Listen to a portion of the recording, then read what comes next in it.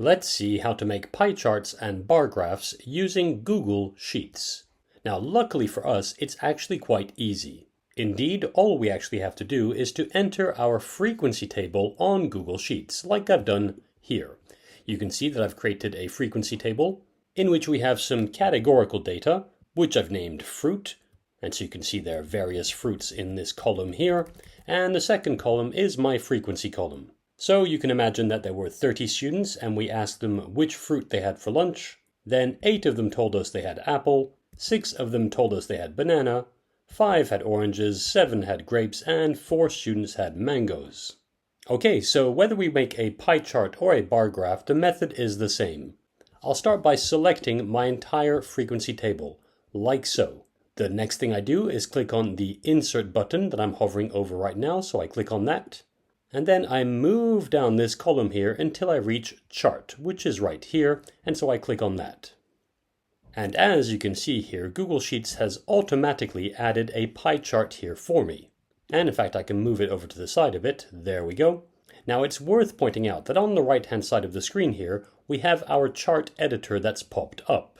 And so if ever the first graph to appear isn't a pie chart, then all you have to do to find the pie chart is click on this drop-down menu here underneath the title Chart Type, and if I click on that, we can see that the first few chart types are suggested chart types, the whole idea there being, based on the type of data that we've selected, Google Sheets will make several suggestions which it believes will be the most likely types of charts you may wish to plot.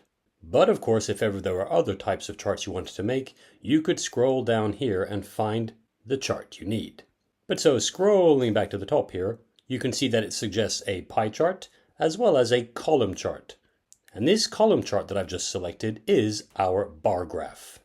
And there we go. So let me select pie chart again. So I'll quickly click on that drop down menu again, and I'll select my pie chart. And I'll close the chart editor right here. And now I can move this pie chart around as I please. There we go. Notice on this pie chart that it also tells us the percentages of each of the categories or each of the fruits we had. And so we can see right away that 26.7% of the students ate apple, 20% ate banana, 16.7% ate oranges, 23.3% ate grapes, and 13.3% ate mangoes. And so before I add my bar graph to this Google Sheet, I should say that we can see that there's a title here which is frequency, and I'm not very happy with that. So if I double click on that title, I can simply rename that pie chart. There we go. Okay, so to add my bar graph, I again do exactly the same thing. I select my data again, like so. I click on Insert again, followed by Chart again. And as we can see, the first guess it makes is to add a pie chart. But this time I'll go under Chart Type again, and I'll select my Frequency vs Fruit, the column chart, which is our bar graph. So I select that, I close the chart editor, and I could even resize this a bit. I'll make it a little bit smaller so that it fits on the screen right here. There we go. And again, I'll change this graph's title, so I'll double click on the title, and I'll simply call it Bar Graph, or even Frequency Bar Graph. Frequency bar graph. There we go. I'm happy with that. And there we have it. That's how we can make pie charts and bar graphs on Google Sheets.